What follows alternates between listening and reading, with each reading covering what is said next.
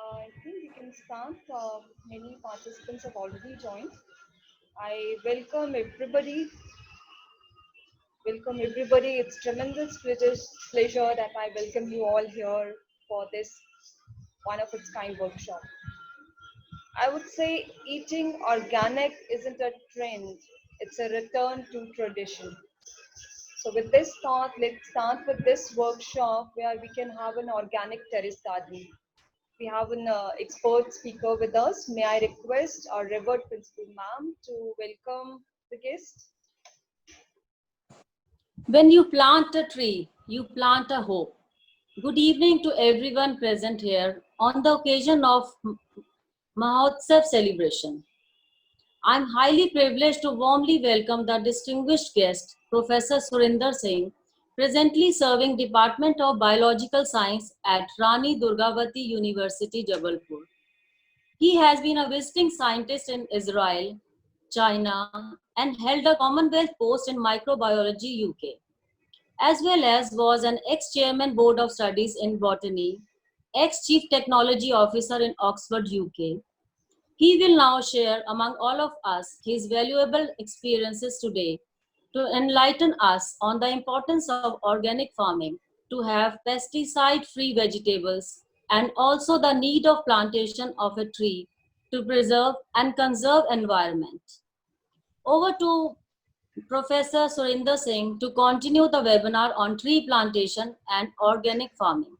Over to sir, please. Thank you, madam. मेरी आवाज आ रही है आप तक?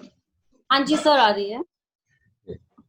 So first of all, I am thankful to Principal Madam, Sir, Madam, Mrs. Ruma Pathak ji, and Madam Tanpreet Kaur, and also the management of MM Public School and all the faculty members for giving me this opportunity to share some of my experiences on organic terrace gardening with the faculty members, students and parents and those who are with us today.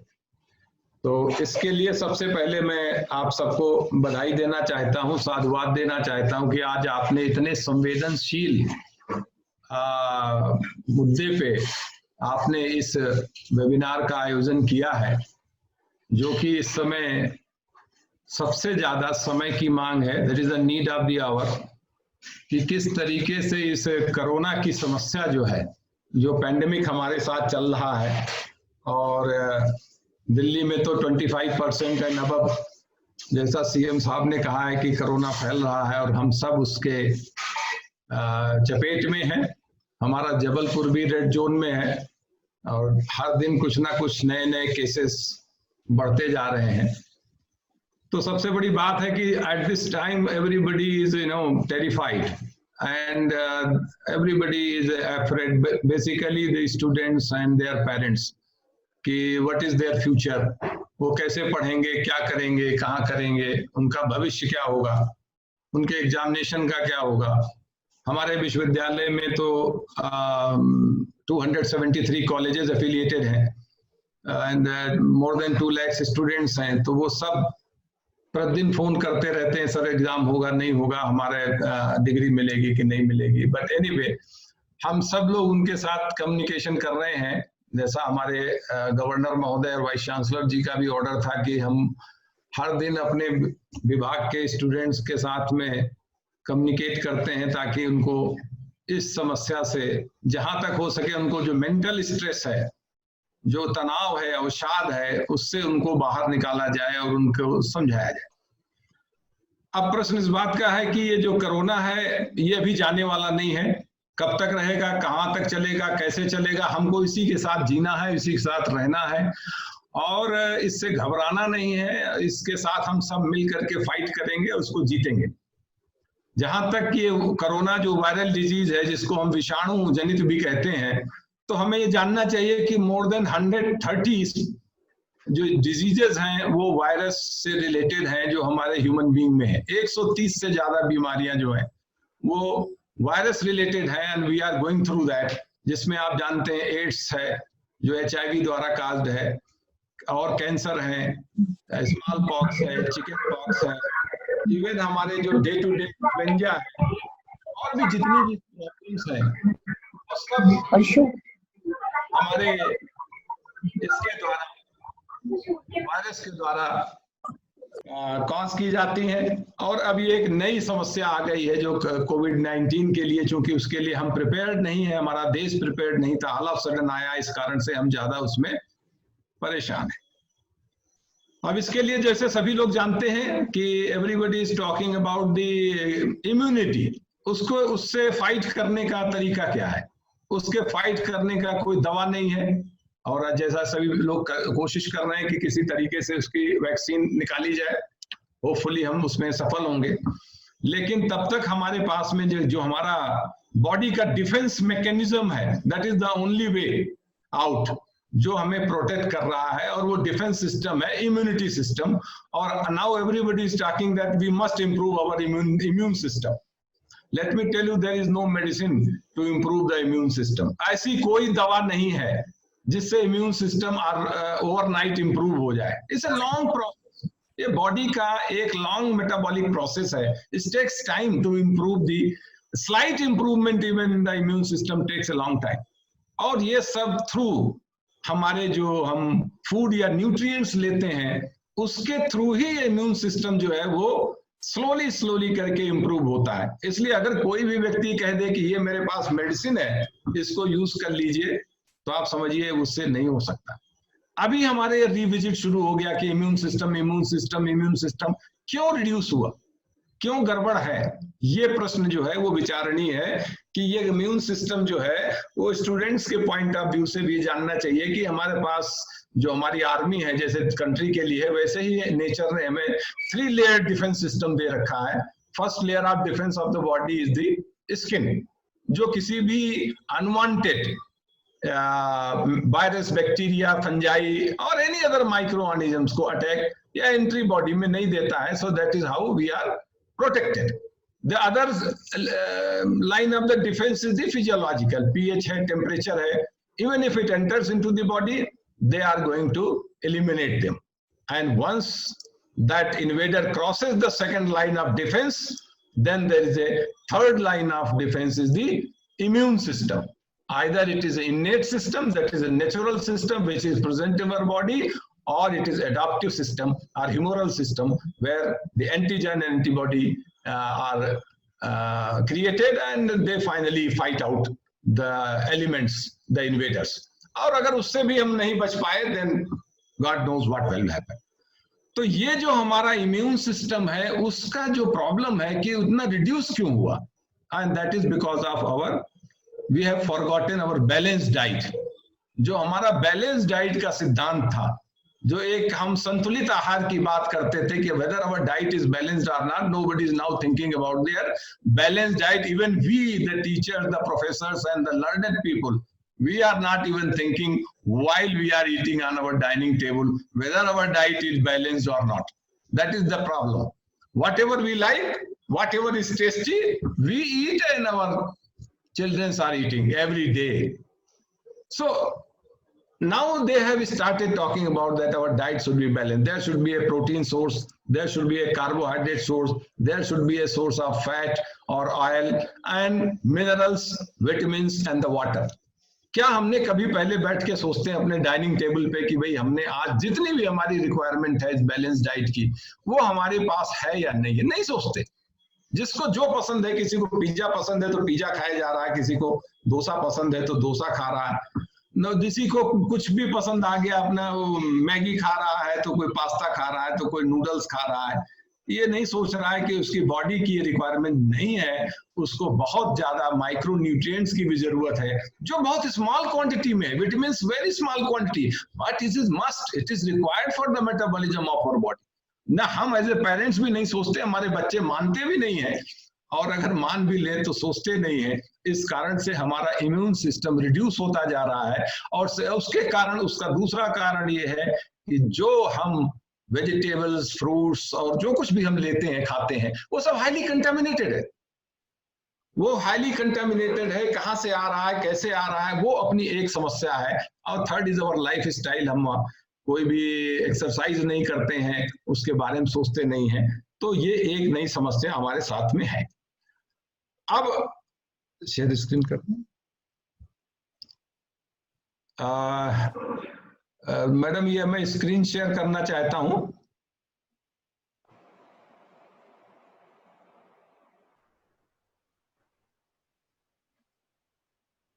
कहाँ है?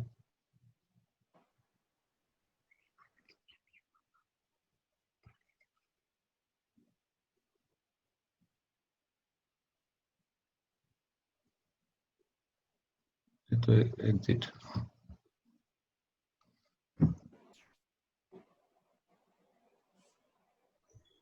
Share madam screen नहीं दिख रही है आपको?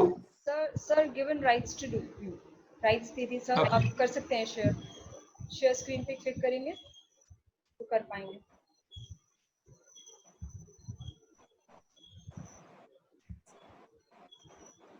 Okay, अब दिखाई दे रही है आपको? हाँ जी. Okay, so now this is the situation कि जो हमारे फ्रूट्स हैं, वेजिटेबल्स हैं, वो कहाँ से कहाँ आ रहे हैं, किस तरीके से हमारे पास आ रहे हैं, हमारे परिवार के पास आ रहे हैं, ये हम लोगों से छिपा नहीं है.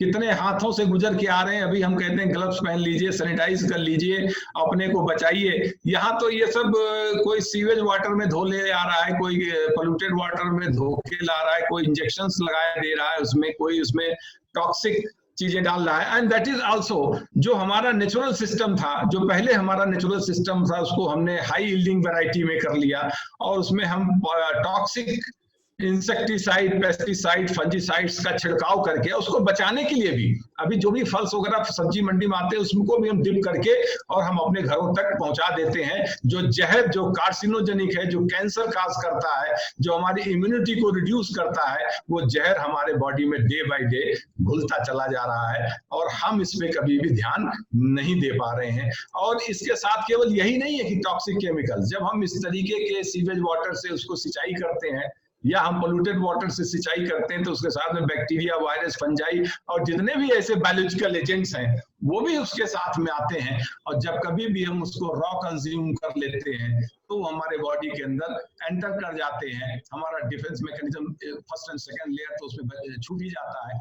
तो इस तरीके से जो पॉइजन है, आपने देखा होगा कि फलों को बड़ा करने के लिए ऑक्सीटॉक्सिन का इंजेक्शन लगाते हैं, जानवरों से दूध ज्यादा लेने के लिए ऑक्सीटॉक्सिन का इंजेक्शन लगाते हैं.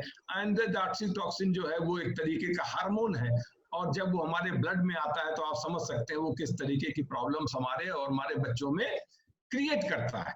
तो ये जो कुछ भी हम फूड लेते हैं, whatever we are eating to the environment and ecosystem, उनके through biological food chain and food web वो हमारे पास आकर के एम्पलीफाइड होके हमारी बॉडी में आ जाता है। तो अब इस तरीके की जो समस्या है पहले नहीं थी। जब हमारे आजादी से पहले आप देखें हमारे पूर्वज करते थे तो नेचुरल सिस्टम ऑफ फार्मिंग था। अब इतिहास को दोहरा रहा है, हिस्ट्री इज रिपीटिंग हिस्ट्री। अब हमने हाई यील्डिंग वैरायटी में गए, खूब पेस्टिसाइड डाला, इंसेक्टिसाइड डाला, फर्टिलाइजर्स डाले, केमिकल फर्टिलाइजर्स, और उसके कारण आप जानते हैं पंजाब जो is the place of green revolution, उसमें कैंसर बेल्ट है, पूरा मालवा जोन कैंसर से सफर कर रहा है। मैं तो 4 साल चंडीगढ़ में हैश बायोटेक लैब्स में डायरेक्टर रहा हूं, और होशियारपुर में हमारा प्रोडक्शन सिस्टम था। पूरे पंजाब हमने घूमा है और हमने उसमें कैंप भी लगाए। हम जिस जगह कैंप लगाते थे मालवा रीजन में, वहां पूरा गांव के गांव में कम से कम 1 से 1 लोग, वहां माताएं बहनें, अच्छे लोग जो हैं, उनको किसी न किसी तरीके का कैंसर था, किसी न किसी तरीके की उनकी डेफिशिएंसी थी, जबकि देखने में हष्ट पुष्ट है सब कुछ, बिकॉज ऑफ न्यूट्रिशनल डेफिशिएंसी। और बाकी जो पानी है वो हाईली कंटामिनेटेड हो गया है, और उसका इस्तेमाल करने से वो कैंसर को होता है। आप जानते हैं कि हमारे ह्यूमन बीइंग के अंदर ऑन्कोजीन्स रहती हैं, हर एक के डीएनए के अंदर कैंसर काजिंग जीन्स रहते हैं, जिनको हम ऑन्कोजीन्स कहते हैं, and they can be triggered at any time with the exposure of pesticide and insecticides. ये जो जीनोबायोटिक्स है, मैन मेड केमिकल्स हैं, उनकी वजह से वो ऑन्कोजीन इंड्यूस हो जाती है। और बाई एक्सपोजर टू रेडिएशंस, अगर रेडिएशंस हैं या ऑन्कोजेनिक या कार्सिनोजेनिक केमिकल्स हैं, वो हमारे बॉडी के अंदर ऑन्कोजीन्स को इंड्यूस करके कैंसर कॉज कर देते हैं।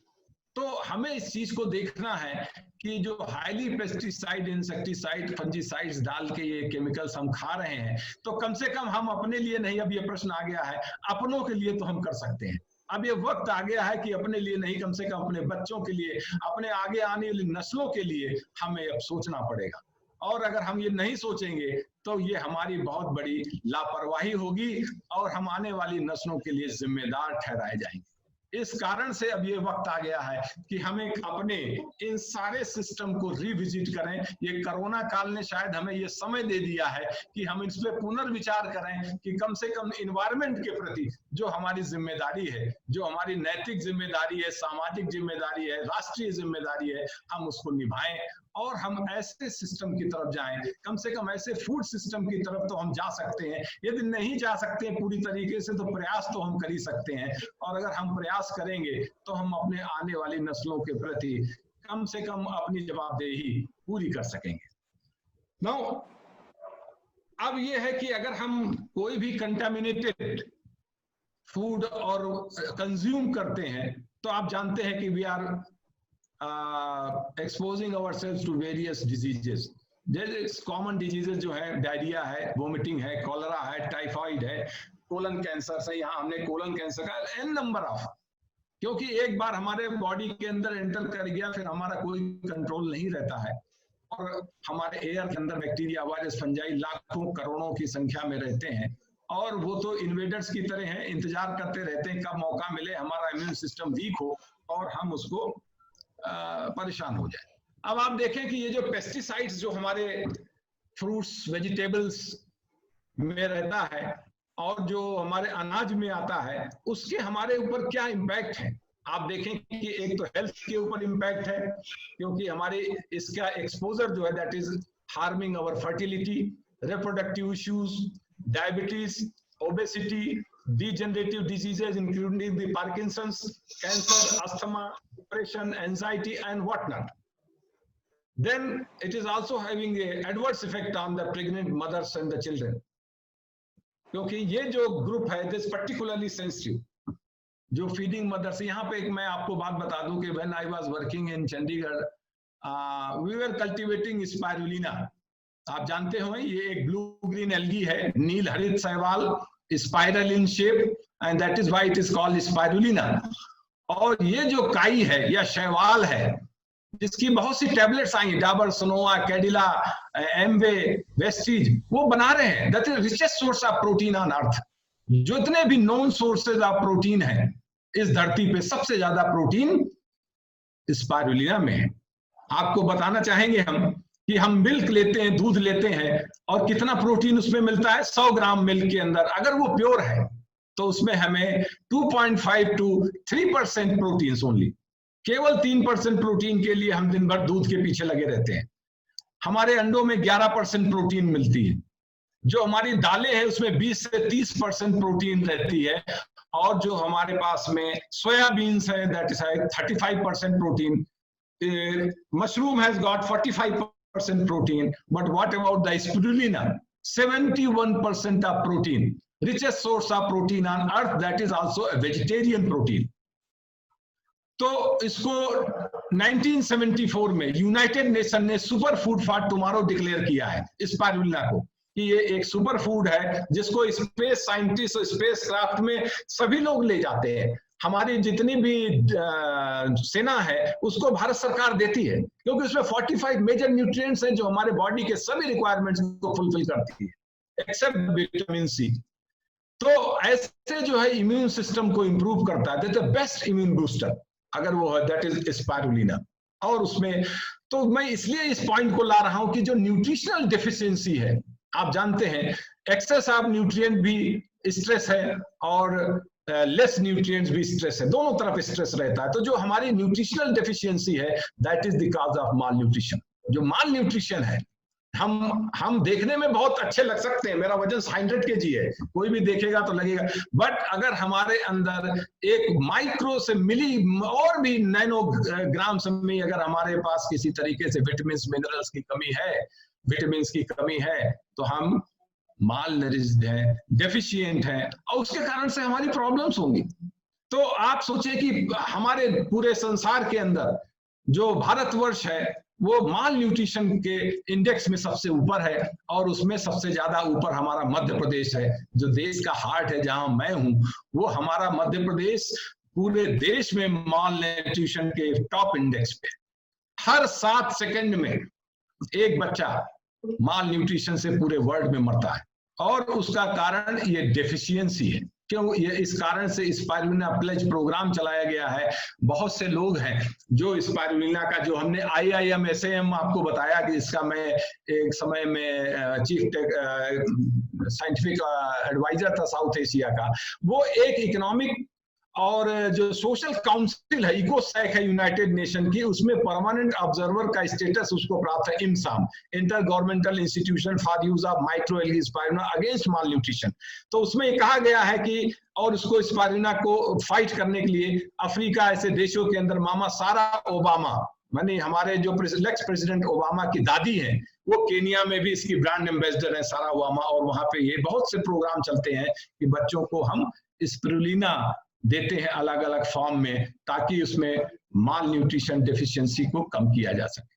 तो ये एक बहुत बड़ा एक ड्राइवर है जो हम माल न्यूट्रिशन के लिए टूल्स है। उसको खाने से आपका भूख नहीं मिटेगी, लेकिन यदि आप ले लेंगे तो जो 45 major nutrients are present in spirulina will take care of the body metabolism, और हमारी बॉडी मेटाबॉलिज्म एडवर्सली अफेक्ट नहीं होगी। इस कारण से हमारे जो सैन्य बल, इवन जो सियाचिन वगैरह में भी है, उनको भी स्पिरुलिना सरकार की तरफ से दिया जाता है कि आप उसको यूज करें। तो उसको हम यहाँ जो प्रेग्नेंट मदर्स एंड चिल्ड्रन की बात आई कि उनको देना चाहिए, वो लैक्टेशन को प्रमोट करता है, डायबिटीज को रिड्यूस करता है, एंटी कैंसर प्रॉपर्टी है उसके अंदर, और उसको भी देते हैं। तो ये जो पेस्टिसाइड, उनके जो इम्पैक्ट्स हैं, जो कैंसर के इम्पैक्ट है, even the buccal cavity cancer जो है, वो उसका साउथ इंडिया में जो लोग तंबाकू खाते हैं, उसका हैदराबाद में प्रोफेसर रेड्डीनाथ है, उनकी रिसर्च रिपोर्ट्स हैं कि स्पाइरुलिना के देने से जो बक्कल कैविटी कैंसर जो है उसको काफी मात्रा में कंट्रोल किया जा सकता है। और अगर उसको देते हैं तो जो एडवर्स इफेक्ट ऑफ रेडिएशंस हैं, जो कैंसर के बाद रेडिएशन देते हैं, कोबाल्ट की सिकाई होती है कैंसर पेशेंट्स को, तो उनको जो प्रॉब्लम्स होती हैं, अगर स्पाइरुलिना दिया जाता है तो उनको 50% कम तकलीफ होती है। तो इस तरीके के ये जो है, और इनको अगर प्रेग्नेंट मदर्स और चिल्ड्रन को देना चाहिए तो उनका इम्यून सिस्टम इंप्रूव होता है। तो जो पेस्टिसाइड का एक्सपोजर है, पर्टिकुलरली इस ग्रुप के अंदर जो एंडोक्राइन सिस्टम और चाइल्डहुड कैंसर्स और न्यूरल डेवलपमेंट एंड जो दूसरे डिसऑर्डर्स हैं, वो पेस्टिसाइड्स के कारण है। देन हमारी इकोनॉमिक्स के ऊपर भी इसका एडवर्स इफेक्ट होता है, और दैट डिक्रीजेस द बायोडाइवर्सिटी। जो बायोडाइवर्सिटी है, जो पेस्टिसाइड्स हैं, जैसे हम जानते हैं कि पेस्टिसाइड मैन मेड केमिकल्स हैं, ये बायोडिग्रेड नहीं होते हैं नेचर में, ये लंबे सैकड़ों सालों तक नेचर में बने रहते हैं। यदि हम इसका छिड़काव करते हैं तो केवल टारगेट ऑर्गेनिजम्स को किल नहीं करता है, ये नॉन टारगेट ऑर्गेनिजम्स को भी किल करता है। यानी अगर हमने उसको वीड को एलिमिनेट करने के लिए डाला है तो वो हमारे ऊपर भी उसका असर होगा। तो इसी कारण से वो धीरे धीरे करके पानी के थ्रू हम खेतों में डालते हैं, वहां से बह करके ड्रेन के थ्रू हमारे नदियों में चला जाता है, तालाबों में चला जाता है, समुद्र में चला जाता है और वहां वो बायोअक्यूमुलेट हो जाता है। इवन कई बार वो जो है मछलियों में हो जाता है, उनके थ्रू जब हम मछलियों को कंज्यूम करते हैं तो हमारे बॉडी में आ जाता है। इस तरीके से food chain and food web जो है वो हमारी चलती रहती है। तो हमारी जो बायोडाइवर्सिटी है, जो हमारी जैव विविधता है, जो जिसके कारण से हमारा इकोसिस्टम बैलेंस्ड है, मेंटेन्ड है, वो उसकी बायोडाइवर्सिटी डिक्रीज होती है। और हम जानते हैं कि diversity leads to stability. The ecosystem जितना डाइवर्स है होगा उतना ही स्टेबल होगा। इसीलिए हम कहते हैं भारत में यूनिटी इन डाइवर्सिटी। हम जितने डाइवर्स रहेंगे, जितने तरीके के प्लांट्स रहेंगे, मान लिया कोई एक टॉक्सिक केमिकल एक प्लांट्स को किल कर रहा है तो हमारे पास 10 तरीके के हैं तो वो बचे रहेंगे। लेकिन अगर एक ही तरीके का पौधा लगा हुआ सब जगह तो वो पूरा का पूरा एलिमिनेट हो जाएगा। तो ये जो हम पेस्टिसाइड, इंसेक्टिसाइड सब डालते हैं अपने, वो हमारी डाइवर्सिटी के साथ में not only the plants but the animal system, जो this is the part of the ecosystem, जो इंटीग्रल पार्ट ऑफ इकोसिस्टम है, वो भी साथ में एडवर्सली अफेक्ट। अभी आप सोचते हो कभी कभी अचानक मछलियां मर जाती हैं, तालाबों में, समुद्रों में मरने लगती है, कहीं पे बर्ड्स मर जाते हैं। ये सब इसी कारण से है क्योंकि पेस्टिसाइड और इंसेक्टिसाइड बहुत सी इंडस्ट्री से और टॉक्सिक केमिकल जो हैवी मेटल्स है, copper, cadmium, mercury, zinc, cobalt, ये सब बह करके इंडस्ट्रीज से उसमें जाता है पानी के थ्रू और हमारा वाटर रिसोर्स को कंटामिनेट करता है। इसी कारण हम लोग पढ़ाते हैं, जब हम कहते हैं कि portable water, the safe drinking water, A drop of safe drinking water is costlier then the platinum. अगर एक ड्रॉप सेफ ड्रिंकिंग वाटर, जो वर्ल्ड की कॉस्टलीस्ट मेटल है, उससे भी ज्यादा महंगा है, उससे भी ज्यादा कीमती है, क्योंकि वो जीवन को बचाता है। तो इस कारण से जो इसके impacts on water, soil and air, surface run of की थ्रू ये जाकर के जाते हैं, सॉइल फर्टिलिटी को खराब कर देते हैं और हमारे एयर क्वालिटी को खराब करते हैं। तो इस तरीके से जो हमारा ये पेस्टिसाइड है, ये पेस्टिसाइड का छिड़काव जो हमारे किसान लोग सब्जियों में, फलों में, अनाजों में करते हैं, वहां ये बायोअक्यूमुलेट होकर के और हमारे तक पहुंचता है और हम उसका इस्तेमाल करते हैं और उसके डाइवर्स इफेक्ट हमारे बॉडी के अंदर होते हैं, and that includes the development of the various types of cancers and other diseases. तो हम इसको कैसे रिड्यूस कर सकते हैं? अब क्वेश्चन तो यही है कि हमारी इम्यून सिस्टम को भी करता है और हमारे तरह तरह की समस्याएं क्रिएट करता है। And that is why this concept has come, that why grow your own food. हम कहते हैं भाई अपना भोजन स्वयं उगाओ। अब आप कहेंगे सर हमारे पास तो जगह नहीं है, हम तो किसान नहीं है, हमारे पास टेक्निक नहीं है, हम कैसे उगाएंगे? बात सही है, बिल्कुल सही है, ये सबके लिए संभव नहीं है। लेकिन जो हम लेकिन हम इस डायरेक्शन में अब प्रयास कर सकते हैं, हम सोच सकते हैं। बहुत से लोग सोच रहे हैं कि हम ऑर्गेनिक फूड की तरफ जाएं, जैविक रूप से उगाए हुए भोजन, फल और सब्जियों का प्रयोग करें। उसके लिए जो अर्बन सिस्टम है, जो हमारे शहरी लोग हैं, हम समझ सकते हैं कि दिल्ली में छतें इतनी उपलब्ध नहीं है, लोग फ्लैट्स में रहते हैं, उनके पास में थोड़ी सी बालकनी है, थोड़ी सी जगह है। चलिए जितनी है उतना तो प्रयास कर सकते हैं हम, कुछ तो कुछ नहीं कर सकते हैं तो हम कुछ लोगों को मिलकर के कम्युनिटी के अंदर, हम अपनी सोसाइटी के अंदर प्रयास कर सकते हैं अगर कहीं पे जगह उपलब्ध है। नहीं तो हम ऐसे किसानों से संपर्क करके नेटवर्क बना दें जो हमें ऑर्गेनिक फल सब्जियां शुद्ध हमें सप्लाई कर दें, उनको हम प्रोटेक्ट कर दें, उनको पैट्रोनेज दे दें, उनसे हम कहें कि आप उगाइए, पैसे हम देंगे, उनके साथ मोल भाव मत करें, उनको आप जितना वाजिब दाम है उनको दे दें, तो कम से कम उनका भी जीवन यापन होगा। आप जानते हैं कि केवल किसान ही आत्महत्या करता है, कोई दूध बेचने वाला आत्महत्या नहीं करता हुआ दिखाई देता है। वो इसलिए नहीं करता है क्योंकि वो 50 लीटर दूध लेके चलेगा तो उसको पता है कि 60 रुपए लीटर बिकेगा, तो अभी थोड़ी देर बाद मुझे 3000 रुपए मिल जाएंगे। लेकिन अगर कोई किसान सब्जी लेके आ जाए तो हम उससे कहते हैं 10 रुपए किलो को 9 रुपए में दो, 8 रुपए में दो, 7 रुपए में क्यों नहीं देते हो? अरे वो गरीब आदमी है।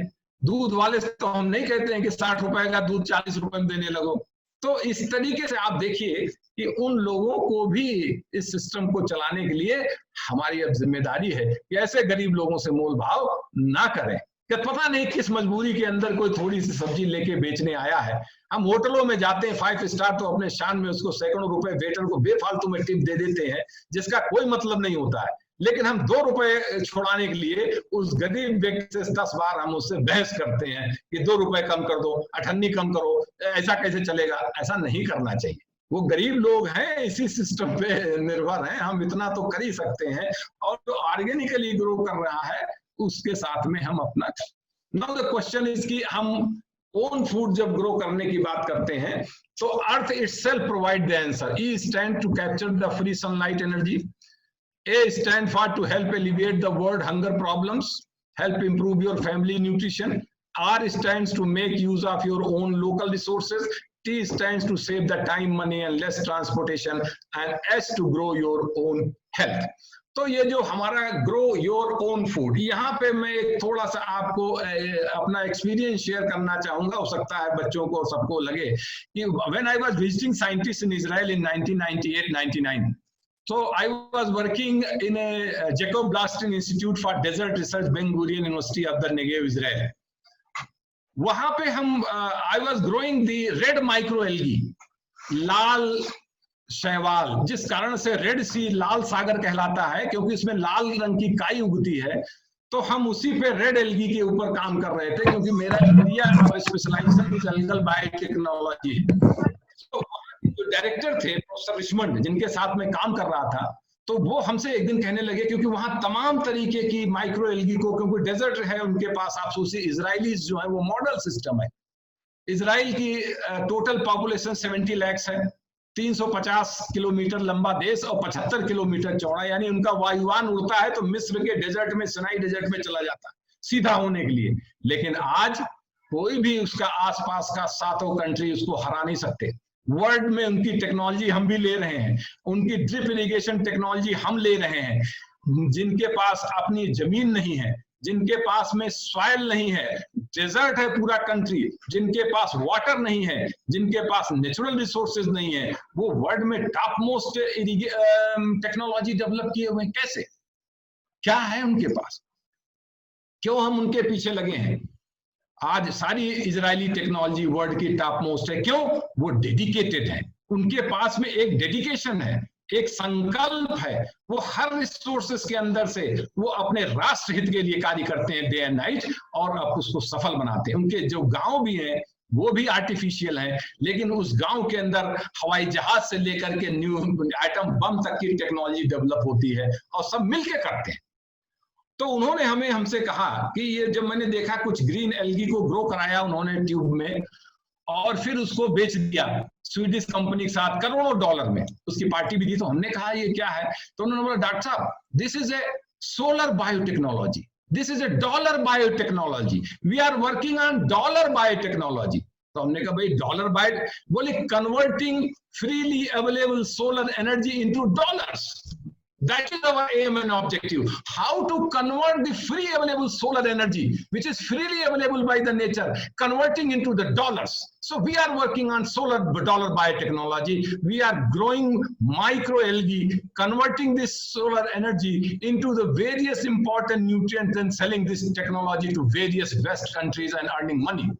So you can think of कि वो एक छोटी छोटी काई से भी करोड़ों अरबों रुपए कमाते हैं, क्योंकि वो दिन भर इसमें लगे रहते हैं कि हम इसको कैसे करें। एक नीम का पौधा वो हमारे यहाँ इंडिया से ले गए थे रिचमंड साहब, क्योंकि एक बार वो बनारस हिंदू यूनिवर्सिटी में आए थे एक कॉन्फ्रेंस में, जहां मैंने पेपर प्रेजेंट किया था। उसी आधार पे उन्होंने हमें इनवाइट किया था हमारे प्रेजेंटेशन को देख करके। तो वो हमसे कहते, doctor Singh, the Neem is not happy with me, she is not growing, you see that the Neem is not happy. वो एवरी डे जब भी मैं मिलूं तो उनसे बोले, नहीं मैं इस नीम को ग्रो कराना चाहता हूं अपनी कंट्री में। आप समझिए कि वहां पे रूट लैब बना रखा है उन्होंने, हर एक तरीके का पौधे को केवल उसकी रूट की स्टडी करते हैं कि कितनी लंबी रूट है, कहां तक जाएगी, कितने लंबे उसमें फाइबर्स निकलेंगे, उसमें कितने ड्रॉप ऑफ वाटर की जरूरत है, क्योंकि उसके पास पानी नहीं है। वो कंप्यूटराइज सिस्टम से पानी डालते हैं। सुबह 4 बजे कंप्यूटर ऑन होता था और हमारे यहाँ जितने भी कैंपस के अंदर पानी पड़ गया, 10 मिनट और बात खत्म। उनके पास पानी नहीं कि वो अपनी तरह से डीजल पंप चला दें और एक खेत का पानी 100 खेतों में भरे। They don't have. वो तो आपने देखा भी, हमारे प्रधानमंत्री माननीय मोदी जी गए थे तो उनको जो सी वाटर को कैसे कन्वर्ट करके वो फ्रेश वाटर में पीने के पानी बना करके वो टेक्नोलॉजी करते हैं, कितने डॉलर्स खर्च करके वो पानी पीते हैं। तो आप समझिए इसी कारण से ड्रिप इरिगेशन सिस्टम डेवलप किया। तो मैं इसलिए यहाँ बताना चाहता हूँ इंपॉर्टेंस की, उनके पास में अपनी सॉइल नहीं है, धरती, वो बाहर से मिट्टी खरीद के लाते हैं, जहाजों में मिट्टी खरीद के आती है और उस मिट्टी को उसके ऊपर आप बिछा करके और उतने पानी और डाल करके, और कोई भी ऐसी सब्जी नहीं है और कोई ऐसा फल नहीं जिसको वो नहीं उगाते हैं under the various shade polyhouse और सिस्टम को डेवलप करके। तो उनसे सीखने की जरूरत है और उनको सीख करके हमें पता चलेगा कि हम किस तरीके से आगे बढ़ सकते हैं। मैंने कहा अब आप सोचिए हमारे यहाँ भी वही सूर्य का प्रकाश फ्री एनर्जी है, इसीलिए मोदी जी ने सोलर अलायंस कहा कि भाई कम से कम इसको जो है हम आप मिलकर के सोलर पैनल लगा के कुछ एनर्जी को कैप्चर कर लें, फ्री में उपलब्ध है। तो why not to grow some plants. अगर हमारे पास छतें खाली हैं, शहरों में हम जैसे यहाँ मध्य प्रदेश वगैरह में हमारे पास अपने चूंकि बड़े अपने घर हैं तो सब छतें हैं, लेकिन कोई नहीं करता है। सूर्य का प्रकाश प्रतिदिन आता है, बेकार जाता है। यदि हम उसमें 10 पौधे उगा दें तो कम से कम कुछ नहीं होगा, तो हम अपनी पर्यावरण के प्रति अपने दायित्वों का निर्वहन कर सकते हैं। जो एनर्जी, जो ऑक्सीजन जो हम उधार लेते हैं अपने प्राणवायु प्रतिदिन अपने जीवन को चलाने के लिए, ये पर्यावरण का हमारे ऊपर उधार है, इसको हमें वापस देना चाहिए। जो कुछ भी हम पर्यावरण से लेते हैं हमारी ये जिम्मेदारी है कि हम उसे वापस दें और बढ़ा करके वापस दें। ये हमारे आगे आने वाली नस्लों के लिए आवश्यक है, वरना दिल्ली जैसा गैस चैम्बर बन रहा है, ये सब जगह बनेगा। अगर हम उसमें नहीं चेतेंगे तो ये केवल दिल्ली नहीं, देश के सभी बड़े बड़े सिटीज जो हैं वो एक दिन गैस चैम्बर बनेंगे। और उसकी तकलीफ में उसका कारण क्या है कि ये जितनी भी टॉक्सिक गैसेज हैं इनको एब्जॉर्ब करने का, इसको न्यूट्रलाइज करने की क्षमता ओनली इन ग्रीन प्लांट्स या एल्गी में है, काई में है या ग्रीन प्लांट्स में है, और किसी में नहीं है। काई आप जानते हैं 70% of the oxygen is produced by the algae on this earth, क्योंकि 3/4 तो हमारा समुद्र है जिसमें कि काई उगती है। तो जो 70% जो हमारी प्राणवायु ऑक्सीजन है वो एल्गी के द्वारा, और 30% कम्स फ्रॉम हायर प्लांट्स, और जब हम सांस लेकर के जीवित रहते हैं। तो हमारी उपयोगिता बहुत जरूरी है, और इसके लिए हमें इस बात के लिए जिम्मेदारी हमारी बनती है कि जो कुछ भी हम पर्यावरण से ले रहे हैं उसको वापस देना है, ताकि हमारी आगे आने वाली नस्लें इस बात के लिए हमें जिम्मेदार ना ठहराएं कि आगे क्या होगा। Now there are some health benefits of the gardening. अब लोग कहेंगे होम गार्डन, जिनके पास किचन गार्डन के लिए जगह है वो उसमें करें, जिनके पास छतें हैं वो छत पे करें जैसे मैं कर रहा हूं, और जिनके पास बालकनी है वो बालकनी में अपना कुछ ना कुछ तो करना चाहिए। तो उसकी हेल्थ बेनिफिट्स क्या है। अब मैं फिर उसी पे आता हूं, फ्री सोलर एनर्जी के ऊपर। अब आजकल जो आप देखिए कि अभी हमने बोन डेंसिटी टेस्ट कराया, ऑस्टियोपोरोसिस निकल रहा है, हमारी हड्डियां कमजोर हो रही हैं, कैल्शियम की कमी है। जो भी हमारे जैसे जो भी एज लोग हैं उन सबके देखिए हड्डियों में गिरने से तुरंत कूल्हे की हड्डी या कोई ना कोई हड्डी टूट जाती है, क्योंकि हड्डियां ब्रिटल हो जाती हैं, कैल्शियम की कमी होती जा रही है। उसका कारण क्या है? क्योंकि जो कैल्शियम यदि हम लेते भी हैं तो हमारी बॉडी में एब्जॉर्ब नहीं होता है। और एब्जॉर्ब क्यों नहीं होता है? क्योंकि विटामिन डी की कमी होती है। इसलिए डॉक्टर साथ में विटामिन डी का इंजेक्शन या सैचेट को कहते हैं कि कैल्शियम लो तो साथ में विटामिन डी लो। अब विटामिन डी तो नेचुरली उपलब्ध है हमारे पास में, हम कभी सूर्य के प्रकाश में 5 मिनट बैठते नहीं जाके। आप जानते हैं कि सूर्य के प्रकाश में हमारी बॉडी विटामिन डी को निर्माण करती है, लेकिन हम वो नहीं करते। हम 10 मिनट सूर्य के प्रकाश में जाएंगे नहीं, बैठेंगे नहीं, एसी में बंद रहेंगे, सुबह से शाम तक घर के अंदर रहेंगे, बाहर निकलेंगे नहीं। तो नहीं निकलेंगे तो विटामिन डी की कमी होगी। विटामिन डी की कमी कई तरीके से बॉडी पेन लाती है, कई तरीके की समस्याएं क्रिएट होती हैं। तो यदि आप टेरेस गार्डनिंग करते हैं, तो जैसे मैं बैठता हूं तो हम तो खैर 2 घंटे सुबह 2 घंटे शाम, और लॉकडाउन में तो ज्यादा समय है। तो आप सोचिए कि कितनी ज्यादा हमको विटामिन डी सिंथेसाइज होती है, जिससे हमें और जो हमारी बॉडी का एक तो एक्सरसाइज होता है, जो एक्सरसाइज होता है, लोगों को ये फ्रोजन शोल्डर की प्रॉब्लम होती है। यदि आप हाथों से बार बार गुड़ाई करेंगे, भले आप थोड़ा थोड़ा करेंगे, तो हमारा ये जितना भी पार्ट है ये इसमें फंक्शनल रहता है, तो हमारा बहुत बड़ा हेल्थ बेनिफिट है, क्योंकि हम कुछ ना कुछ करते हैं। और जो सीनियर लोग हैं उनको तो जरूर करना चाहिए, भले ही वो एक गमला रख के उसमें रोज करें, कुर्सी पर रख के करें। हम जैसे खुद नहीं बैठ पाते हैं, मुझे स्लिप डिस्क की प्रॉब्लम है, मैं जो भी ये गार्डनिंग करता हूँ वो चेयर पे बैठ कर। तो आप सोचिए कि हमारी वर्टिकल कॉलम की दो डिस्क प्रोलैप्स हैं, उसके बावजूद भी मैं सेकंड फ्लोर पे जा करके और चेयर पे बैठ करके और 4 से 5 घंटे तक ये गार्डनिंग का कार्य करता हूँ। तो करना है, एक्सरसाइज है, तो उससे आपको रिलीफ होगा। दूसरा स्ट्रेस बस्टर है। आप जानते हैं कि गार्डनिंग के साथ जब पौधों के साथ आप बैठेंगे, जो टेंशन रहता है वो सब रहता है, वो दूर होता है। आप पौधों से बात कीजिए, उनको देखिए, आपके उसके फूल खिलेंगे, पौधे निकलेंगे, तो कितना बड़ा उसमें स्ट्रेस कंट्रोल होता है। और दूसरा ये बैक्टीरिया जो है, आपको बता दें कि सॉइल में एक तरीके की बैक्टीरिया माइकोबैक्टीरियम वेकी पाया जाता है, जबकि माइकोबैक्टीरियम ट्यूबरकुलोसिस कॉज करता है। एक दूसरा बैक्टीरिया माइकोबैक्टीरियम वेकी, जो हाथ में जब टच होती है मिट्टी, तो हमारे बॉडी के अंदर सेरोटोनिन हार्मोन को सिक्रीट करता है, बढ़ाता है। और सेरोटोनिन हार्मोन प्लेजर को यानी स्ट्रेस को कम करता है और वो माइंड को डायरेक्शन देता है, तो हम आनंद की अनुभूति करते हैं। तो जब मिट्टी में, जैसे कई बार हम लोग मिट्टी में तो आजकल टच नहीं करना चाहते हैं, भाई अरे भाई ये तो बहुत गंदा है, इसको छूना नहीं चाहिए मिट्टी में। मिट्टी के साथ तो हमारा जन्म जन्मांतर का रिश्ता है और उसको तो भूलना ही नहीं चाहिए, क्योंकि ये जो नश्वर शरीर है 5 तत्वों से मिला हुआ, वो इसी मिट्टी में मिलकर के ऐसा ही बनना है। तो इस कारण से हमें इस मिट्टी से तो दूर रहना ही नहीं है, उसके साथ रहना है, उसके साथ जीना है और उसी में मिल जाना है। आप जानते हैं 2 ही सिस्टम है ऑर्गेनिक सिस्टम संसार में, ऑर्गेनिक इनऑर्गेनिक।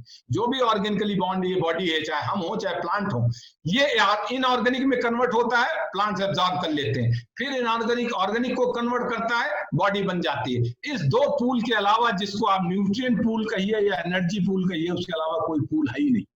तो इस संसार में जो भी ऑर्गेनिक है, अभी जैसे किसी को आप देखिए, मैं तो चूंकि बनारस हिंदू यूनिवर्सिटी में पढ़ा हूँ, वहां गंगा के किनारे हर समय लाश जलती रहती है, 24 घंटे वहां पे दशाश्वमेध घाट, सॉरी हरिश्चंद्र घाट के ऊपर, मणिकर्णिका घाट के ऊपर जलते हैं, और वो सारी बॉडी जो राख है वो तुरंत गंगा जी में बहा दी जाती है। वहीं पे लोग स्नान करते हैं, उसी जल का आचमन करते हैं, जय गंगा मैया। इधर बाबूजी लोग जल रहे हैं, इधर लोग उसको करते हैं, और यही पानी सिंचाई में जाता है, वो सब फिर न्यूट्रिएंट घूम करके सब्जी फल उसमें कन्वर्ट होता है। तो बैक्टीरिया एक front, then it is immunity booster, क्योंकि जब हम उसमें एक्सपोज होंगे तो हमारा इम्यून सिस्टम भी इंप्रूव होगा।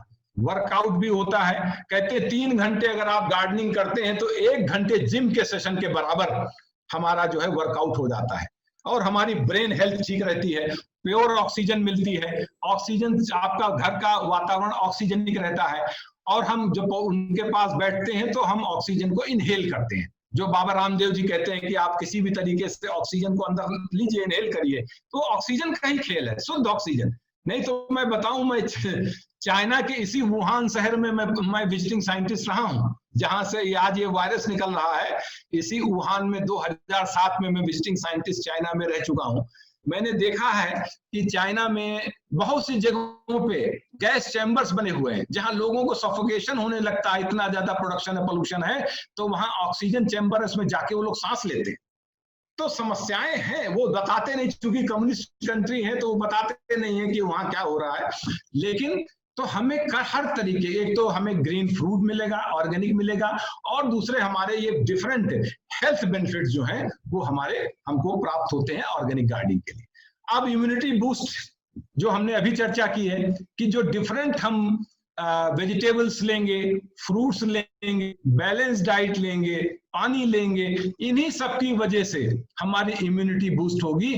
तो इस कारण से जो हम इनऑर्गेनिक सिस्टम से ग्रो किए हुए फ्रूट्स एंड वेजिटेबल्स, आप देखिए फ्रूट्स ले आजकल रख दीजिए, तुरंत सड़ने लगता है, उसमें स्मेल आने लगती है, क्योंकि वो पता नहीं कितने दिन पहले चले हैं, कहां से ट्रांसपोर्ट होके आ रहा है, कितनी जगह स्टोर होके आए हैं, कितने लोगों ने इसको टच किया है, कहां से कहां आया है, अब हमारे हाथ में पहुंचा, हमको पता नहीं उस चेन सिस्टम के बारे में।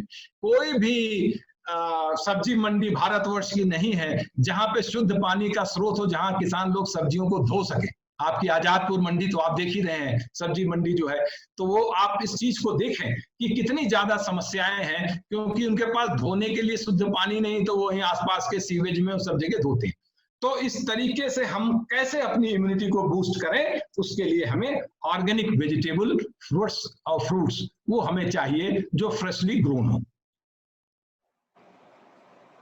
ये बैलेंस डाइट की बात हमने आपसे की, वो तो आप देख सकते हैं कि हमारी जो भी डाइट है वो बैलेंस्ड होना चाहिए, उसमें सभी तरीके के न्यूट्रिएंट्स होने चाहिए, फ्रूट्स एंड वेजिटेबल्स हों, सीरियल्स हों, पल्सेस हों, फैट्स एंड शुगर्स हों, उनके अलग अलग पोर्शन है कि हमें कितनी एनर्जी कहाँ से आनी चाहिए। आपको बताएं कि जो हमारा इम्यून सिस्टम जो मॉड्यूलेट होता है, वो सारे जो ऐसे एक्टिव इंग्रेडिएंट्स बॉडी में जाते हैं जिनको हम कहते हैं इम्यूनो मॉड्यूलेटर, यानी इम्यून सिस्टम को बढ़ाने घटाने का जो काम करते हैं, वो इम्यूनो मॉड्यूलेटर्स एक्चुअली जो है वो क्या रहते हैं, विटामिन्स, कैरोटीन्स, फ्लेवोनॉइड्स, ये जितने हमारे हैं यही इम्यूनो मॉड्यूलेटर्स हैं कि हम इनको जितने भी कलर्ड वेजिटेबल्स हैं, जो रंगीन सब्जियां और फल हैं जिसको हमें खाना चाहिए, लोग नहीं खाते हैं, वो जितने भी फल हैं उनके अंदर जो क्लोरोफिल है, जो ग्रीन पिगमेंट्स हैं, और जो कैरोटीनॉइड्स हैं, जो येलो एंड दूसरे कलर्ड जो पिगमेंट्स हैं,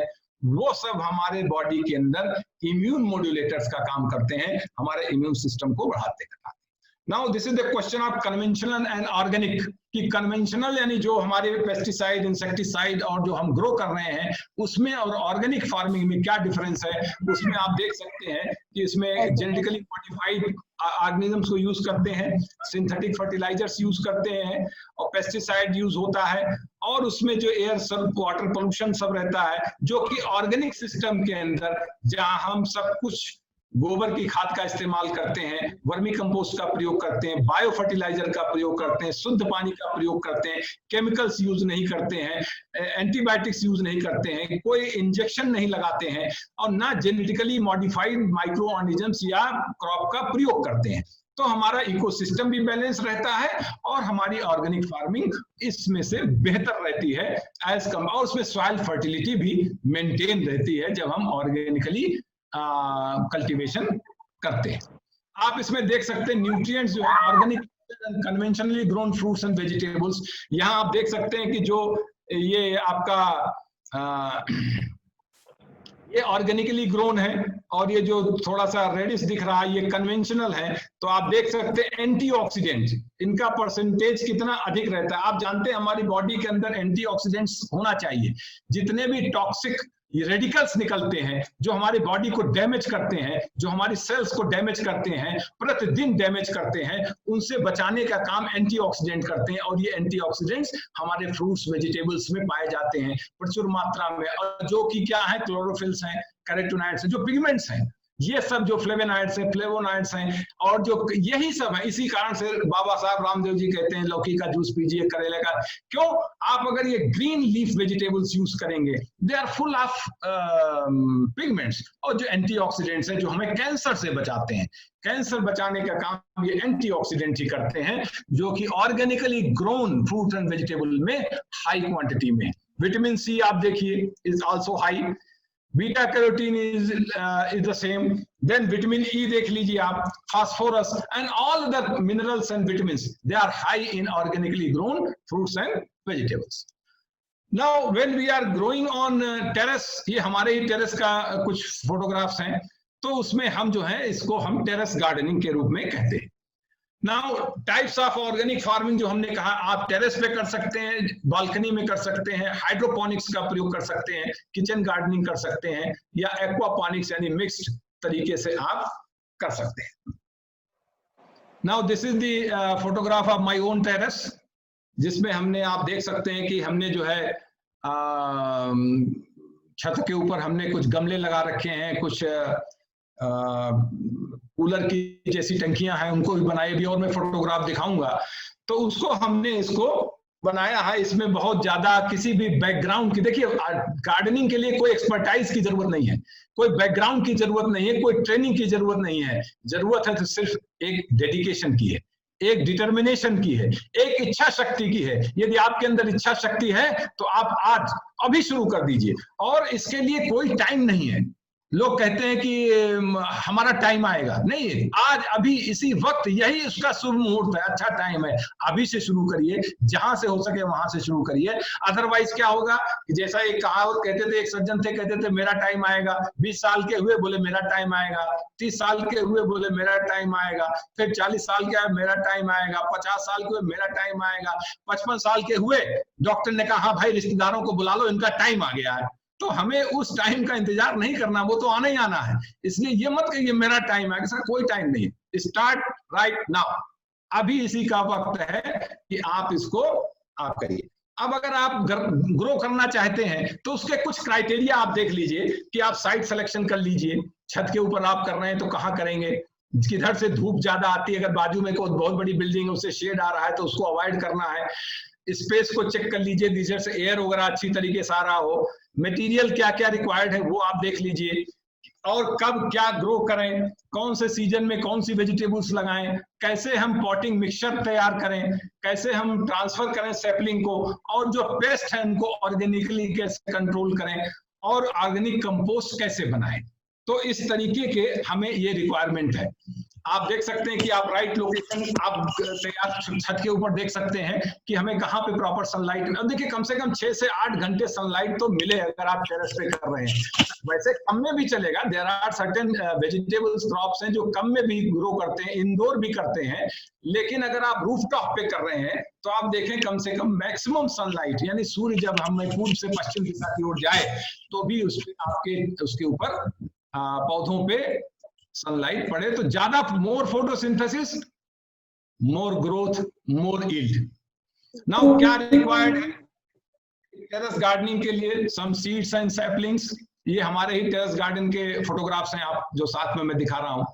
sunlight, water, soil pot mix, organic compost, containers, then gardening tools, shade net जैसी जरूरत हो, सम पोल्स, वुडन स्टिक और बायोपेस्टिसाइड। यानी आपके घर में जो कुछ भी उपलब्ध है आप वहां से शुरू कर सकते हैं। इसके लिए कोई अलग से किसी चीज की आवश्यकता नहीं। देखिए अगर आप कहें किस कंटेनर में करें, लोग पूछते हैं, अगर आपके पास में पेंट की बाल्टी है, अपने घर की बाल्टी है, अर्थन पॉट है, प्लास्टिक का पॉट है, और थर्मोकॉल है आपके पास में, उसका कोई डिब्बा है, यानी जो भी डिब्बे आप ऐसे लाते हैं जो घर में किसी भी बिस्किट वगैरह के यूज करने के लिए है, यानी एनी कंटेनर्स। अगर कंटेनर्स नहीं है तो आप ईंटें लगा करके उसमें पॉलिथीन बिछा के उसमें आप पॉटिंग मिक्सचर भर के एंड यू कैन स्टार्ट।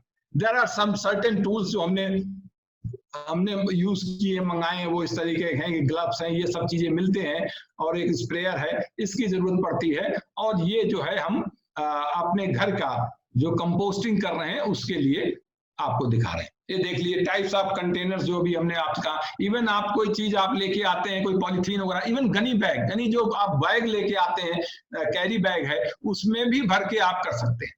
तो पैसे लगाने की जरूरत नहीं, फ्री ऑफ कॉस्ट जो कुछ घर में उपलब्ध है उनका इस्तेमाल आप कर सकते हैं। Now how to prepare good potting mixture, ये सबसे इंपॉर्टेंट है। कई बार कहते हैं लगाए साहब हो नहीं रहा, क्योंकि देखिए लाइट एंड वाटर तो मिल रहा है, जो कुछ है वो सॉइल के अंदर है जो आप मीडियम बना रहे हैं, तो मीडियम अच्छा बनना चाहिए। इसके लिए हमने यहाँ कोकोपीट लिया। जैसा आप जानते हैं कोकोपीट जो है नारियल का जो जटा जूट रहता है उसको पीस करके घर पे भी बना सकते हैं, अदरवाइज कंपनीज जो है वो बना के दे रही हैं, उसको ले लीजिए। एक पार्ट गार्डन सॉइल लीजिए, एक पार्ट आप काऊ डंग मैन्योर या वर्मी कंपोस्ट ले लीजिए, या आपने घर पे प्रिपेयर किया कंपोस्ट उसको ले लीजिए। इस तरीके से आप इसको ले करके प्रॉपर मिक्स करके और फिर आप कंटेनर्स में भरिए, क्योंकि उससे क्या होगा कि आपका ग्रोथ मीडियम अच्छा रहेगा।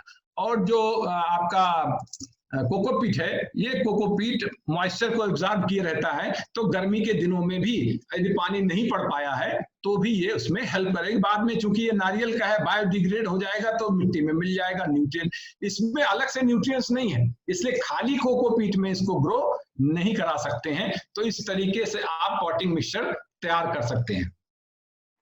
नाउ ये बहुत important, how to make organic compost at home. ये हमारे यहाँ हम जो बना रहे हैं ये उसी का फोटो है, आप देख सकते हैं। ये हमने ड्रम्स ले रखे, और आप कोई जरूरी नहीं कितने बड़े ड्रम, कोई भी बाल्टी, कोई भी बकेट, कोई भी कंटेनर्स के अंदर जो भी आपके घर से फ्रूट्स एंड वेजिटेबल्स के छिलके निकल रहे हैं, जो भी आपका ऑर्गेनिक किचन वेस्ट है, जो आपके प्लांट डेब्रिस हैं, जो घर में दूसरे पौधे लगा रखे हों, उसका जो भी पार्ट निकलता है वो सब आपका बहुत इंपॉर्टेंट है। वो वेस्ट नहीं है, वो रिसोर्स है, वो आपकी मनी है।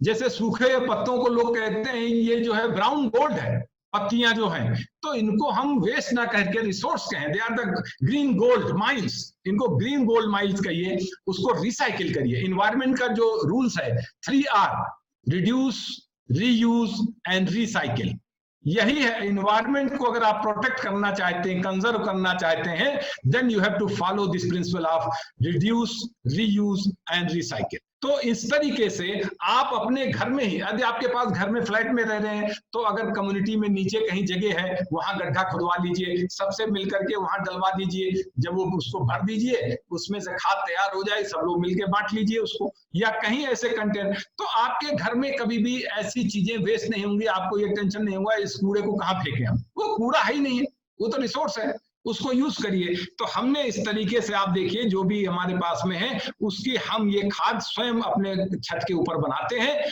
और उसको 3 महीने के लिए, जैसे थोड़ा हमने डाला, फिर थोड़ी मिट्टी डाल दी, फिर थोड़ा डाला, फिर मिट्टी डाल दी, ऐसा लेयर बना करके पूरा हमने उसको ढक दिया। 2 महीने के लिए, 3 महीने के लिए छोड़ दीजिए, बढ़िया कंपोस्ट, ऑर्गेनिक कंपोस्ट आपकी मिल जाएगी, उसको आप यूज कर लीजिए। तब तक दूसरा ड्रम में आप रख लीजिए, उसमें उसको भरते रहिए। So you can recycle. तो इससे क्या होगा, इन्वायरमेंट साफ रहेगा, क्लीन रहेगा, और आपका ऑर्गेनिक जो मैन्योर है वो खुद का बना हुआ रहेगा। नाउ आप देखिए मेथड ऑफ कल्टीवेशन हमने की, एक just to show one crop. यहाँ टमाटर है, इनको हमने काटा, ये बीज निकाला, इन बीज को हमने लगा दिया, और आप देख लीजिए कि एंड प्रोडक्ट हमारे पास में ये हमारे अपने गार्डन का, टेरेस गार्डन का है। और इस साल हमने अभी टमाटर सीजन में 1.5 क्विंटल 150 किलो टमाटर हमने इसमें से पैदा किया। उसका सॉस भी बना के रखा है कई किलो, ऑर्गेनिक, प्योर, शुद्ध घर के ऊपर। तो आप इसमें, कई बार लोग सोचते हैं हम कहाँ से लाएं सीड्स, कहाँ से? सीड्स तो आपके किचन में है, आप किचन से लीजिए ना, बच्चों को भी सिखाइए। आप करेंगे तो बच्चे भी सीखेंगे। क्यों? जैसे आपके किचन में मिर्चे के बीज हैं, आपके किचन में धनिया है, मेथी है, राजमा है, चना है, और मूंग है, और पपीता खाते हैं उसको बीज ले लीजिए। जो आप तरबूज खाते हैं उसके बीज रख लीजिए, सुखा लीजिए। खरबूजा खाते हैं उसके बीज सुखा लीजिए। जो खीरा, ककड़ी, ये फेंकिए मत, इन सब बीजों को सुखा लीजिए, इन्हीं को आप रिसाइकिल कर लीजिए। ये जो बीज हैं, ये बीज को लेकर के ये इन्वायरमेंट मुहिम चलती है। लोग देखिए इन बीजों का एक ऐसे मिट्टी के गोले में करके रख लेते हैं कि जो भी इन्वायरमेंटल प्रेमी लोग हैं, और उसको जब कहीं निकलते हैं, जहां कहीं खाली जमीन मिलती है, वहां उसको फेंक देते हैं, ताकि वहां वो नेचुरली पेड़ ग्रो कर सके। तो हम ये कर सकते हैं, अगर हमारे पास में बीज हैं, सीड्स हैं, लोगों को अवेयर करिए कि अपने घर से निकले हुए बीजों को सुखा लीजिए, और ना कुछ हो तो आटे की गोली बना के रख लीजिए, ताकि उसको फेंकने में आसानी हो जाए अगर आप खुद से नहीं यूज कर रहे हैं। तो सारे सीड्स तो आपके पास में है। लहसुन है, उसको घर पे आप यूज करते हैं, उसको लगा लीजिए, प्याज को लगा लीजिए। तो इस तरीके से जो कुछ भी है, इवन अभी हमने पालक और धनिया जो मार्केट से लेते हैं, उसको काट के मिसेज हमारी जड़ें फेंक देती थी, उन जड़ों को हमने लगा दिया, पालक और धनिया रीग्रो कर गया। तो हम उसको फेंकते नहीं, अब उसका इस्तेमाल कर लेते हैं। तो ये कुछ चीजें हैं जो इस समय सीजन है। इस समय सीजन हल्दी का है, आप हल्दी लगा सकते हैं, अरबी का है, अरबी लगा सकते हैं। तो बहुत सी चीजें हैं जो कि आप देखिए रूट्स और राइजोम से क्या क्या ग्रो कर सकते हैं, वो इसमें हमने दिखाया। जिंजर का सीजन है, जिंजर लगा लीजिए। कुछ कटिंग से हैं जिसमें आपका सबसे अच्छा जो है पुदीना है, वो आप लगा लीजिए। ऑरिगेनो है, रोजमेरी है, बेसिल है, स्पिनच है, कोरिएंडर है, ये सब जो है आप कटिंग के थ्रू लगा सकते हैं। ट्रांसफर कैसे करेंगे सैपलिंग? इसके लिए हमने जर्मिनेशन ट्रे रख रखी है। यदि आपके पास में अभी समय नहीं है तो इस तरीके की जर्मिनेशन ट्रे, कहीं ना हो तो कभी अंडे वगैरह लाते हैं तो उसकी एक ट्रे मिलती है अंडे रखने वाली, उसमें भी मिट्टी भर के उसमें बीज डाल दीजिए, आपका जो है जर्मिनेशन हो जाएगा। फिर जहां ट्रांसफर करना हो सैपलिंग, वहां ट्रांसफर आप कर दीजिए। तो इस तरीके से हम अपने यहाँ सैपलिंग जो है, अभी जैसे हमने लगा रखा अपने छत के ऊपर, टमाटर है, बैगन है, इन सबको हमने ट्रे में लगा दिया है। कुछ शिमला मिर्च के बीज लगा दिए, मिर्च का लगा हुआ। अब इतने बड़े पौधे हो गए, धीरे धीरे हम उनको ट्रांसफर कर रहे हैं। तो आप इसको आसानी से इस तरीके से सैपलिंग को ट्रांसफर कर सकते हैं। अब protect your plant from the paste, तो पेस्ट के लिए नेचुरल है, इसके लिए हमने अभी नीम लीफ एक्सट्रैक्ट और नीम की पत्तियों को हमने लेकर के और उसमें 1 पार्ट लेकर के और फिर हमने नीम ऑयल और नीम लीफ एक्सट्रैक्ट को लेकर के लिक्विड सोप के साथ, कभी कभी आप शैम्पू वगैरह भी आप थोड़ा सा इस्तेमाल करके स्प्रे करेंगे तो पौधे के ऊपर फंगस वगैरह कभी पत्तियों पर गिरता है, उसको धो दीजिए तो साफ हो जाता है। तो इसका भी प्रयोग करके आप चाहें तो इस तरीके से अपना बायोपेस्टिसाइड बना करके, क्योंकि नीम आप जानते हैं, इसके लिए एक छोटा सा अभी मैं आपको बताना चाहूंगा कि मेरी बड़ी इच्छा है कि मैं नीम का पौधा अपनी छत पे लगाऊं। अब हमारे पास सीड्स नहीं है और किसी दूसरे कॉलोनी में मकान के घर के बाहर लगा हुआ है, तो हमने अपने बच्चों से कहा बेटा जाओ उसमें से सीड गिरे हुए उठा ला। उन्होंने बोला हम नहीं जाएंगे उठाने के लिए, लाएंगे नहीं, हम किसी के यहाँ घर जाके सीड कलेक्ट करके नहीं लाएंगे। फॉर्चुनेटली हमने कल परसों ही देखा कुछ बर्ड्स जो हैं वहां से पके हुए उसके नीम के सीड्स को लाके हमारे छत पे डाल दी। हमने उसमें भी 5-7 सीड्स कलेक्ट कर लिया है और मैं उसको आज ही कल में लगाऊंगा, उसका वीडियो बनाऊंगा, फिर मैं अपने YouTube चैनल पे डालूंगा कि आप। तो मैंने ये कह रहा हूं कि मेरे अंदर ये इच्छा शक्ति डेवलप हुई तो प्रकृति ने मुझे हेल्प कर दी कि वो चिड़ियां लाके बीज हमारे छत पे डाल गई हैं। तो आप ये नीम जो है उसका आप इस्तेमाल कर सकते हैं। ये देखिए हमने इस तरीके से प्रिपेयर किया है, पत्तियों को लेकर के और आसानी से उबाल लीजिए, छान लीजिए, उसका स्प्रे कर दीजिए इंसेक्ट रिपेलेंट के रूप में। और आप जानते हैं कि तो एंटीबैक्टीरियल, एंटीफंगल, एंटीवायरल, नीम से अच्छा कोई चीज हो ही नहीं सकती है बॉडी के लिए भी अपने। तो इसका इस्तेमाल करके आप पौधों के ऊपर रेगुलरली अगर ट्रांसफर करते हैं, स्प्रे करते हैं, तो इंसेक्ट एंड पेस्ट को रिड्यूस किया जा सकता है। और ये तो वही है कि पेस्टिसाइड कैसे काम करता है। तो एडवांटेज ऑफ टेरेस गार्डनिंग जो हम पहले ही बता चुके हैं, ये बेनिफिट्स जो है ये हमारे अपने खुद के ऑर्गेनिक प्रोड्यूस किए हुए हैं, जो फूड हम इस्तेमाल करते हैं कि हार्ट डिजीजेस कम करता है, हमारे पेस्टिसाइड वगैरह जो है कैंसर को रिड्यूस करता है और हमारी हेल्थ की सेफ्टी को, सबसे बड़ी बात है आज के समय जो है इम्यून सिस्टम को इम्प्रूव करता है। तो इस तरीके से हमारे बहुत से ऑर्गेनिक फूड के बेनिफिट्स हैं कि हमारा सबसे बड़ी बात है कि हमारे इम्यून सिस्टम को इम्प्रूव करता है। ये कुछ चार्ट है कि कई लोग पूछते हैं कब क्या लगाया जाए, तो ये चार्ट मिल जाएंगे, आप हमारे उस पर भी देख सकते हैं और जगह पे कि किस महीने में कौन सी सब्जी लगानी चाहिए। अब इसको अगर आप एज ए बिजनेस मॉडल भी इस्तेमाल कर सकते हैं। जो बच्चे हैं, हम तो आपसे कहेंगे कि यदि आप नहीं कर रहे हैं तो आप अपने स्कूल की छत के ऊपर यदि आप नहीं कर रहे हैं तो टेरेस गार्डनिंग बच्चों से करवाइए। जब भी कभी ये कोरोना ठीक हो और ऐसी स्थिति बने तो उसके अंदर उनको एज ए ट्रेनिंग ये सिस्टम दीजिए ताकि बच्चों के अंदर ये डेवलप हो और उससे जो वेजिटेबल्स हैं वो निकले। यदि आपके यहाँ पे रेजिडेंशियल है तो उनके किचन में उसको ही उनको सलाद और फ्रूट्स के रूप में दीजिए, आप स्वयं भी इस्तेमाल करिए, तो आप देखेंगे कि आपकी छतों के अंदर इतना अधिक ऑर्गेनिक वेजिटेबल्स एंड फ्रूट्स होने लगेगा। इसको आप एज ए सर्टिफिकेट कोर्स में चला लीजिए, 1 महीने 15 दिन की ट्रेनिंग में या बच्चों को वैसे ही ट्रेनिंग दीजिए जैसा भी आपको लगे। तो ये एक बिजनेस मॉडल भी है। अगर कई बार लोग सोचते हैं कि हम नहीं ग्रो कर पाएंगे, तो कम से कम जो बच्चे कुछ लोग मिल करके दूसरे के यहाँ जाके कह सकते हैं अच्छा ठीक है हम आपको बताइए कौन कौन सी सब्जी उगानी, हम ग्रो कर देते हैं, आप हमें इतना पैसा दे दीजिए, सिंचाई आप करिए, तोड़िए खाइए, अब हम आपको देंगे। तो इस तरीके से नेटवर्क बना करके, या अगर मोहल्ले में कहीं जगह है उनसे रिक्वेस्ट करके 4 से 10 लोग मिल करके उस पर आप कर सकते हैं। और जैसे मैं करता हूं तो कम से कम इतना तो है कि मैं अपने अलावा 4 परिवारों को सब्जियां हफ्ते में 2 से 3 बार मैं बांटता हूं मिनिमम, क्योंकि अब हम तो 2 लोग 3 लोग खाने वाले, कौन खाएगा। अब बैगन लगा हुआ उसमें 20 बैगन लगा, मैं तो 1 खाऊंगा, 19 का क्या करूं।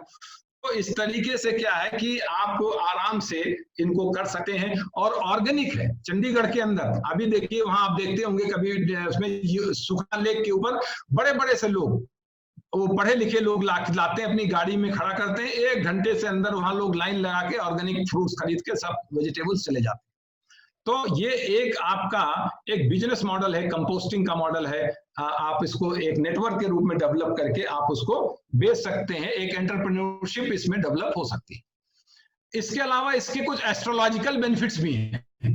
कई बार जो लोग इसमें बिलीव करते हैं कि क्या गार्डनिंग हमें एस्ट्रोलॉजिकली हेल्प करती है, क्या हमारे ग्रह नक्षत्रों को भी ठीक करने के लिए आते हैं? तो आप देखते हैं कि सभी ग्रहों के लिए, जैसा हमारे ज्योतिष के सिद्धांतों में कहा गया है कि उसके लिए अलग अलग पौधे हैं, उनको लगाना चाहिए, जो नवग्रह वाटिका होती है नौ ग्रहों के लिए।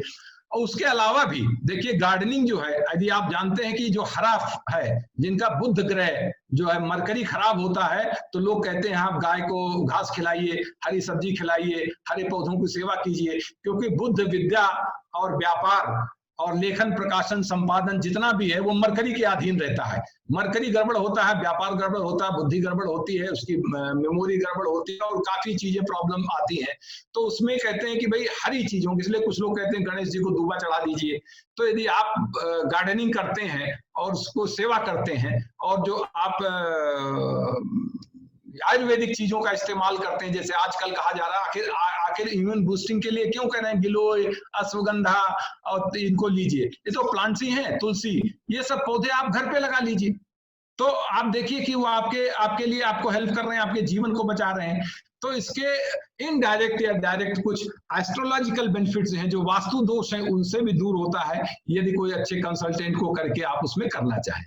तो यदि आप चाहें तो नवग्रह वाटिका भी आप बना सकते हैं अपने घर पे, बिजनेस में, बंगलों में, जहां कहीं भी है, वो नवग्रह से संबंधित आप पौधों को लगा सकते हैं और उससे एस्ट्रोलॉजिकल बेनिफिट्स भी ले सकते हैं। तो ये हमारे टेरेस गार्डन का एक टूर है, जो आप देख सकते हैं कि हमने कुछ छोटे कुछ बड़े कंटेनर्स हमने बना रखे हैं, और इसमें लौकी, तोरई, कद्दू, जो कुछ भी है वो सब हम उगाते हैं। ये सब कुछ आप देखिए, इवन ऑयल की एक बॉटल है, इसमें भी हमने एक बैगन उगा रखा है। ऐसे बहुत सी हमने छोटी छोटी चीजों में यानी प्रयोग कर रखा है जो, तो वो सारी चीजें आप आसानी से कर सकते हैं। ये वेजिटेबल्स हैं जो हमारे टेरेस गार्डन पे हमने उगाई है, टमाटर है, भिंडी है, बैगन है और लेट्यूस है जो सलाद पत्ता है। ये आप तोरई देख लीजिए, 2-2.5 फीट से ज्यादा लंबी है, 2.5 फीट से। लौकी है, नीचे तरोई है, मिर्चा है, ये ककड़ी है, तर ककड़ी आप देखिए कितनी बड़ी हो गई, खीरा है, भिंडी है, लोबिया है, मिंट है, ये कद्दू है, शिमला मिर्च है, आपका ये जो है चुकंदर है और गोभी है। तो इस तरीके से इवन तिल भी लगा हुआ है, ये ब्रोकली भी लगी हुई है। ये आप देखिए सारी चीजें, ऐसी कोई नहीं, कम से कम 40 से ज्यादा हमने वेजिटेबल्स उगाए हैं, अभी भी हमने लगाए हैं। फ्रूट्स हैं, जो फ्रूट्स हैं आप देखिए, इसमें नींबू है, छत के ऊपर देखिए आप नींबू लगा हुआ है, हमने तरबूज है, खरबूजा, ये आप देख सकते हैं, स्ट्रॉबेरी है, अनार है। ये सारे जो प्रोडक्ट्स हैं ये हमारे ही द्वारा उगाए हुए सब प्रोडक्ट्स हैं जो हमने अब तक छत पे उगाए हैं, और भी अभी सब चल रहा है, लगा हुआ है वर्तमान में। लीफी प्लांट्स आप देखिए, ये आसानी से आप अपने माइक्रो ग्रीन्स के रूप में इंडोर भी ग्रो करा सकते हैं, जिसमें आपका चना है, मेथी है, सरसों है, इनको छोटे छोटे कंटेनर्स में इंडोर भी ग्रो करा लीजिए। लेट्यूस है, धनिया है, मूली है, चौलाई है और चना है, चने की भाजी है। ये हमने देखिए जो ऑर्गेनिक टोमेटो केचप हमने अपने ही टमाटर से बनाया है, तो उसको हमने फर्स्ट टाइम बना करके देखा है, रखा है, अभी हमने देख रहे हैं कि इसकी सेल्फ लाइफ क्या है। कुछ ये माइक्रो ग्रीन्स हैं जो इंडोर्स हैं, सॉइललेस। ये कुछ हमारे ऑफिस का फोटोग्राफ है, उसमें पूछ रहे हैं ये कुछ